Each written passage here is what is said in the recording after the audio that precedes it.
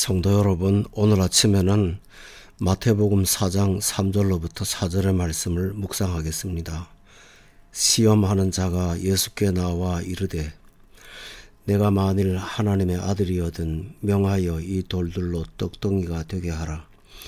예수께서 대답하여 이르시되 기록되었으되 사람이 떡으로만 살 것이 아니요 하나님의 입으로부터 나오는 모든 말씀으로 살 것이라 하였느니라 하시니.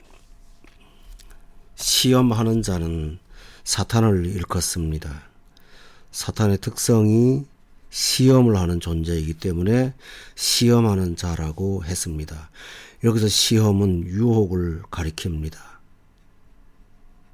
그리고 여기서 자라고 하는 말은 그가 한 인격체, 살아서 활동하는 존재라는 것을 말씀하고 있습니다.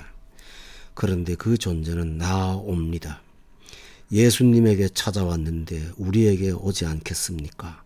그는 항상 믿는 자들을 찾아오는 존재입니다. 그러므로 우리는 근신하고 깨어서 사단이 우리를 유혹하지 않도록 경계해야 합니다. 사탄은 예수님께 와서 내가 만일, 예수님에게 만일이라는 말이 적합할까요? 그렇지 않습니다. 그러나 사탄은 애매모호하게 하고 희미하게 하는 전문가입니다. 우리가 말씀에 확신을 갖고 살아도 사탄은 우리의 심령에 확신을 흐리게 하고 하나님을 향한 시선을 분산시키는 전문가입니다. 우리가 말씀을 듣고 은혜를 받더라도 우리의 시선과 우리 생각들이 세상의 방향으로 흐르도록 하는 그런 것이 사탄의 유혹의 특징입니다. 내가 만일 하나님의 아들이거든, 예수님은 진정 신성을 가지신 하나님의 아들이십니다. 그런데 그는 하나님의 아들됨을 의심시켰습니다. 우리가 하나님의 자녀로 구원받았습니다. 그런데 사탄은 우리가 세상과 다를 바 없는 것처럼 우리를 의심케 합니다. 또 하나 우리는 사단이 내가 만일 하나님의 아들이라면 명령을 하라. 이 돌들을 떡덩이가 되도록 명령하라고 그는 말하고 있습니다. 여기에 사탄의 숨은 유혹이 세 가지가 있습니다. 하나는 하나님의 창조의 질서를 따르지 않아도 된다는 것입니다. 돌은 돌대로 존재의 의미가 있고 떡은 떡대로 만드는 과정이 따로 있습니다. 이것을 기적이라고 말할 수 있겠습니까? 우리는 질서도 중요합니다. 사탄의 유혹은 하나님이 정하신 창조의 법과 의롭게 사는 것을 파괴하며 무엇이든지 필요를 채우는 것이 우선이라고 주장하는 것이 사탄의 유혹인데 우리는 이러한 생각들을 누구나 가지고 있습니다. 두 번째 사탄의 유혹은 필요에 주목하는 것입니다. 여러분, 40일을 줄이신 예수님에게 가장 필요한 것은 바로 먹는 것이었습니까? 이 먹는 필요를 주목하여 필요를 유혹하기에 사람들은 이런 필요의 유혹을 당하면 유혹을 유혹으로 여기지 않게 됩니다. 바로 이러한 것에서 우리는 영성과 말씀으로 분별하면서 하는 영적 근신이 매우 필요합니다. 세 번째로는 긴급한 일로 사탄은 유혹하고 시험합니다. 긴급한 일은 좌우를 돌아볼 여지가 없을 때입니다. 그래서 사람들은 급한 김에 무엇을 하든지 이것을 해결하려고 보는 것이 사람의 특성입니다. 이렇게 인간의 삶, 인간이 갖고 있는 일반적인 삶의 환경을 사단은 유혹을 하는 환경으로 여기고 있다는 사실은 우리가 날마다 깨어있지 아니하면 얼마든지 유혹 당할 수 있고 유혹에 빠질 수 있다는 사실을 보여주고 있습니다. 그렇다면 예수님께서는 사탄의 시험과 유혹을 어떻게 물리치셨을까요? 이것은 우리 그리스도인들이 이렇게 할 수 있는 방법이기도 합니다. 예수님은 대답하셨습니다. 이게 것이 대단히 중요합니다. 우리의 마음에 대답할 준비된 말들이 있습니까? 시험을 만났을 때 대답하고 그것을 항거할 수 있는 근거들을 가지고 있습니까? 예수님은 그 대답을 기록되었으되 기록되신 성경 말씀 가지고 대답하셨습니다.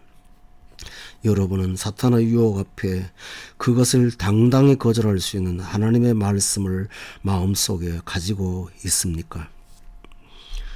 또 예수님은 사람이 떡으로만 살 것이 아니요 라고 말하면서 사탄의 속내를 드러내고 있습니다. 떡 그리고 만.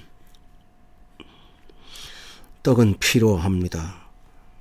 그러나 사탄의 논리는 떡으로만 산다고 하는 만이라는 단어를 쓰고 있었다라는 것입니다. 예수님은 사람이 떡으로만 산다고 하는 사탄의 논리를 여지없이 무너뜨리셨습니다.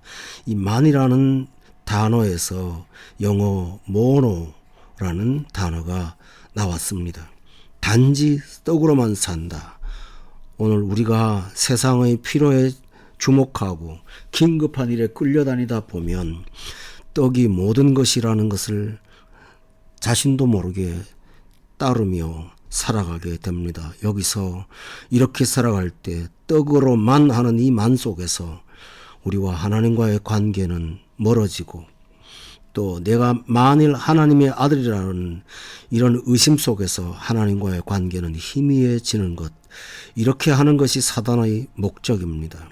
또 하나 중요한 사실은 하나님의 아들이라는 능력, 전능하심, 그 능력이 있다면 이 돌들이 떡덩이가 되기 위해서 너 자신을 위해서 기적을 사용하라고 유혹한 것입니다.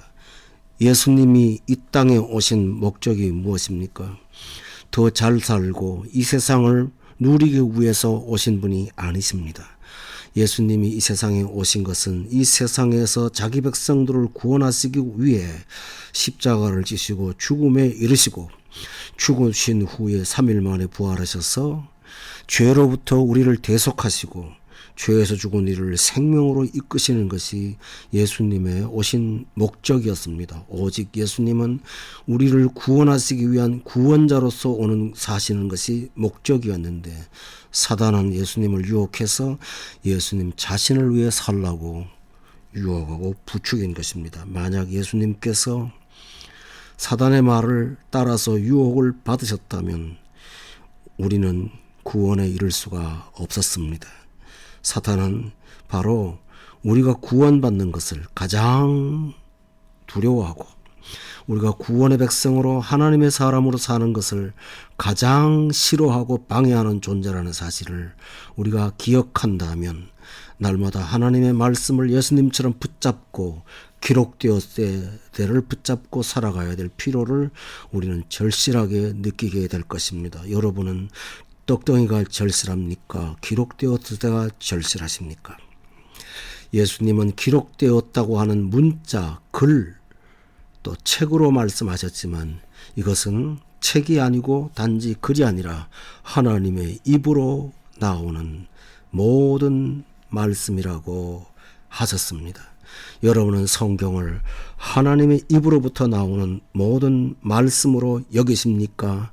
아니면 책 중에 하나로 보시며 혹은 하나님에 대한 관련된 어떤 문서로 보십니까? 성경을 예수님은 하나님의 입으로부터 나오는 모든 말씀이라고 하셨습니다.